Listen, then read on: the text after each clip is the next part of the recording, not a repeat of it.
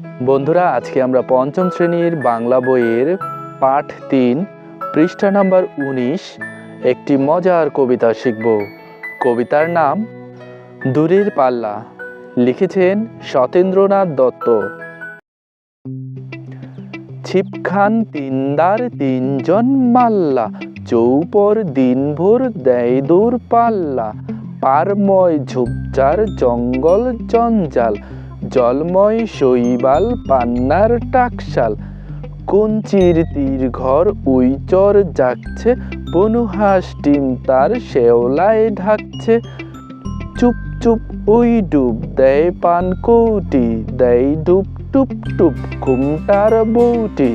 ঝকঝক কলসির বক বক শোন গো, ঘুমটায় ফাঁক বয় মন উন্ময় গো। তিনদার ছিপখান মন্নর যাচ্ছে, তিনজন মাল্লায় কোন গান গাচ্ছে। চলো আবার পড়ি। ছিপখান তিনদার তিনজন মাল্লা, চৌপর দিনভর দেয় দূর পাল্লা।